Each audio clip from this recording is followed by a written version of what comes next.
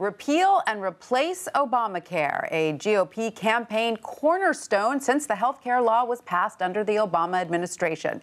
Now, Republican leaders in Congress are aiming to set a bill in motion to repeal it, betting fellow GOP lawmakers won't block it, even without a clear replacement plan. WSJ White House correspondent Louise Radnofsky follows health care policy closely and joins us now from Washington. Louise, thanks so much for being with us. Thank you. So, Louise, this seems a little risky for Republicans, just hoping a bill won't be blocked, but in doing so, potentially leaving millions of people, many of them presumably GOP constituents, without health care. Well, it's a high-risk strategy. It's one that Republican leaders have little choice but to pursue at this point because of the demands of centrists and conservatives within their own party that are irreconcilable and don't easily add up to a straightforward bill they know they have the votes for. It's not necessarily the case that the outcome of this bill will be an immediate disruption in coverage. A couple of the things that are on the table include a transition period that would prevent anything abrupt happening. That's a key demand for the centrists and one that folks are keen to meet if it's possible to do so. But also, there are potentially ideas that could be added to this vehicle that's going through. The main thing to remember is that right now Republicans have been debating for weeks over how to proceed, and at this point they don't have any choice but to push ahead and hope that the votes do gather around whatever idea prevails. All right, so what does the math look like at this point? Assuming no support from Democrats, how many votes can Republicans afford to lose in the Senate to pass this?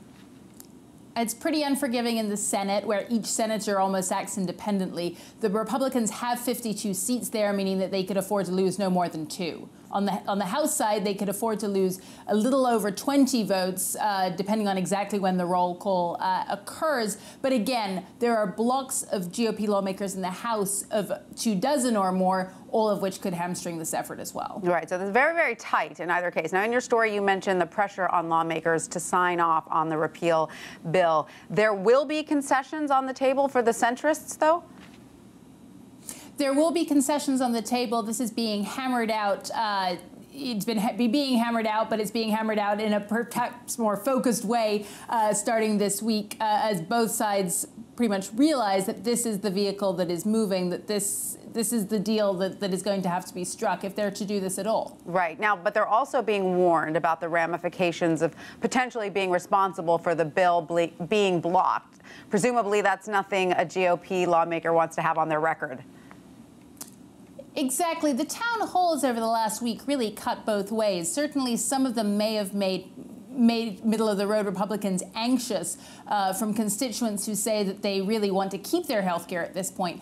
But what Republicans on the conservative end of the party are also seeing is the potential for blowback from their constituents that they don't deliver on something that they've run on for 7 years, and they've pledged for 7 years, and is a reason that they believe they were voted into office. Sure. So it's easy for a lawmaker to see blowback on both sides then here, though. Blowback for not repealing repealing Obamacare, and blowback for not replacing it with something viable, correct? Exactly. And the challenge for Republicans is that they don't have a clear majority of either group within their caucuses in the House or the Senate. But they're hoping to forge that majority based around the one thing that does unify Republicans, which is the desire to repeal the law. Absolutely. Now, is there a leading plan in place right now? And what about a method of paying for it? The leading plan in place is to have something emerge from the House that in turn can force the Senate's hand. The House plan starts with a sweeping repeal of many parts of the health law through a budget process known as reconciliation, and then certainly at a minimum adds in some Republican ideas like health savings accounts and potentially funding for states that are generally non-controversial and could, frankly, ease its passage. Beyond that, the debates are around what kind of financial assistance to put in place of the ACA's tax credits, if any, and what to do about Medicaid, the federal state insurance program for the poor, that is a huge part of the Affordable Care Act, a huge part of the coverage expansion over the last few years, and a key issue for many governors, including Republican governors, who expanded the program in their states. So the debate continues. All right, Louise Radnofsky, thank you so much for that. Thank you.